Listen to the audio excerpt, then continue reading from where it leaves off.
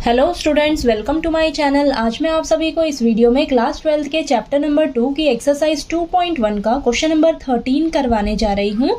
हमें दिया है if sine inverse x is equal to y then हमें क्वेश्चन में दे रखा है कि साइन इनवर्स x जो है ना वो किसके इक्वल है, y के इक्वल अगर हो तो इन चारों में से कौन सा ऑप्शन करेक्ट होगा। ठीक है, तो सबसे पहले आप लिखिए कि आपको गिवन क्या है। हमें गिवन है sine inverse x is equal to y, यानी कि अगर हम साइन इनवर्स x को सॉल्व करते हैं तो हमारा जो सॉल्यूशन है वो क्या मिलेगा, हमें y मिलता है। ठीक है, y मिलता है। तो आपको ना y की वैल्यू पता रहनी चाहिए कि y की जो वैल्यू है वो कहाँ से कहाँ तक लाई करेगी। ठीक है, यानी कि आपको सभी इनवर्स ट्रिग्नोमेट्रिक फंक्शंस की ना रेंज अच्छे से पता रहनी चाहिए। अगर आपको रेंज अच्छे से क्लियर होगी तभी आप इस टाइप के क्वेश्चंस को कर पाएंगे। ठीक है, क्योंकि आपको एग्जाम में यहाँ पर साइन इनवर्स की जगह आपको कोई भी इनवर्स ट्रिग्नोमेट्रिक फंक्शन जो है वो दे सकते हैं।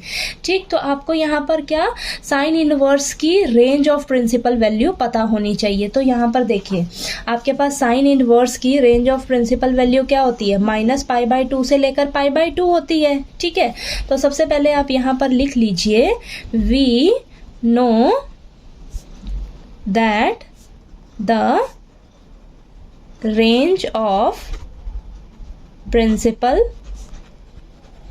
Value of sine inverse is -π/2 से लेकर π/2, और ये क्लोज्ड ब्रैकेट है तो आपका -π/2 और π/2 भी इंक्लूडेड होगा। ठीक है, इसके बीच का भी वैल्यू हो सकता है और आपका -π/2 और π/2 भी हो सकता है। इसका मतलब क्या है, आपका जो y है, ठीक है, आपका जो y है उसका वैल्यू कहाँ से कहाँ तक लाई करेगी, -π/2 से लेकर π/2।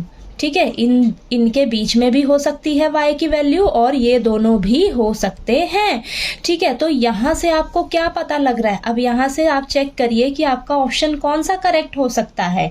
अब देखिए आपके पास -π/2 और π/2 रहना चाहिए, तो देखिए आपका ऑप्शन बी या डी में से करेक्ट होगा। ठीक है, तो यहाँ पर क्लोज्ड ब्रैकेट है, साइन इनवर्स की रेंज ऑफ प्रिंसिपल वैल्यू में यहाँ पर क्लोज्ड ब्रैकेट है। तो क्लोज्ड ब्रैकेट का क्या मतलब होता है, आपका -π/2 और π/2 भी वैल्यू हो सकता है।